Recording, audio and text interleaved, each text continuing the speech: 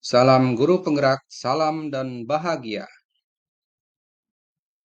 Perkenalkan, nama saya Made. Saya calon guru penggerak angkatan 10. Saya berasal dari Kabupaten Pesisir Barat, Provinsi Lampung. Sehari-hari saya bertugas di SD Negeri 38 Kroy sebagai guru pendidikan agama Hindu dan Budi Pekerti. Pada kesempatan yang berbahagia ini, saya akan menyampaikan kesimpulan dan refleksi pemikiran Ki Hajar Dewantara Modul 1.1 Koneksi antar materi. Dimulai dari konsep pendidikan. Pendidikan itu diartikan sebagai tuntunan dalam hidup tumbuhnya anak-anak. Maksud pendidikan yaitu menuntun segala kodrat yang ada pada anak-anak agar mereka dapat mencapai keselamatan dan kebahagiaan yang setinggi-tingginya, baik sebagai manusia maupun sebagai anggota masyarakat.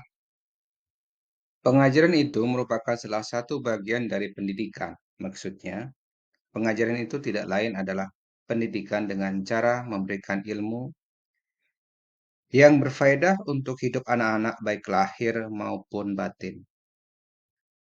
Setelah saya memahami materi yang terdapat di modul titik 1 terkait dengan pemikiran Ki Hajar Dewantara, saya menarik sebuah pemahaman bahwasanya pendidikan dan pengajaran dalam pemahaman saya itu menuntun murid sesuai dengan kodratnya untuk menjadi manusia yang merdeka, yakni bisa memanfaatkan segala potensi yang ada dalam dirinya untuk meraih kebahagiaan dan keselamatan.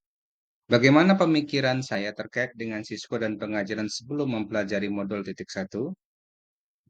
Saya memperlakukan buku sebagai raja untuk mengajar murid saya. Selain itu, pengajaran yang saya lakukan berfokus pada ketuntasan materi dan nilai kognitif semata. Di benak saya berpikir bagaimana caranya agar siswa-siswa di kelas saya itu nilai kognitifnya mencapai target sesuai dengan KKM. Saya lebih berfokus pada nilai bukan pada proses pembelajaran. Murid saya jadikan sebagai objek pembelajaran sehingga guru itu menjadi pusat. Jadi bukan peserta didik tapi guru sebagai pusat pembelajaran. Saya berpikir proses pembelajaran itu tidaklah penting. Nilai akhirlah yang dibutuhkan oleh murid kita, sehingga murid banyak yang tidak memahami materi pembelajaran. Kebanyakan aktivitas murid tertuju pada kegiatan menghafal tanpa memahami materi. Selain itu, saya sering mengeluh jika murid saya nilainya itu tidak sesuai dengan KKM. Lalu apa yang berubah setelah saya mempelajari modul 1.1? Namun setelah saya mempelajari modul 1.1 terkait dengan pemikiran Ki Hajar Dewantara, apa yang saya lakukan selama ini terkait dengan kegiatan pembelajaran di kelas tidaklah tepat. Saya menyadari seharusnya pembelajaran dilakukan dengan persiapan yang matang dan mencakup seluruh aspek, tidak hanya kemampuan kognitif murid saja. Adapun aspek pembelajaran, di antaranya yang pertama kognitif, afektif, psikomotor, sosial, budaya, dan spiritual.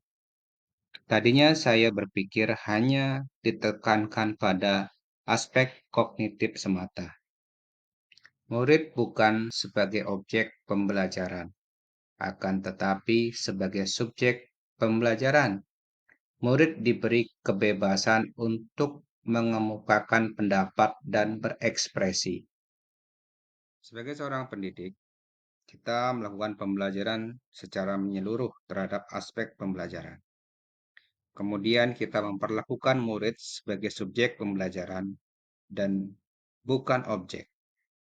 Dan memahami bahwasanya setiap murid itu unik dan memiliki potensi dan bakat sesuai dengan kodrat zaman dan kodrat alam. Kemudian melakukan persiapan pembelajaran dengan baik, membuat RPP ataupun modul ajar, media pembelajaran, memilih metode yang tepat untuk mencapai tujuan pembelajaran. Kemudian menciptakan suasana pembelajaran yang bermakna. Apa yang dapat saya terapkan dari pemikiran Ki Hajar Dewantara di kelas saya agar kegiatan pembelajaran lebih baik lagi? Merancang pembelajaran yang aktif dan komunikatif bagi peserta didik saya sehingga suasana pembelajaran lebih bermakna dan menyenangkan. Saya menerapkan pembelajaran yang memicu anak untuk berpikir kritis dan inovatif, berani menyampaikan gagasannya dan berani berekspresi sebagaimana pembelajaran gaya abad 21. Menghindari menggunakan cara pembelajaran konvensional dengan mengupayakan pembelajaran yang terpusat pada murid. Tugas guru adalah menuntun murid, bukan menuntut. Setiap murid itu unik. Mereka sudah dibekali dengan berbagai potensi dalam dirinya. Tugas guru adalah memahaminya dan menuntun, serta mengarahkannya agar mereka bisa menggunakan setiap kemampuan dalam dirinya untuk meraih keselamatan dan kebahagiaan. Semoga video ini dapat menginspirasi Bapak Ibu guru. Terima kasih telah menyaksikan video ini.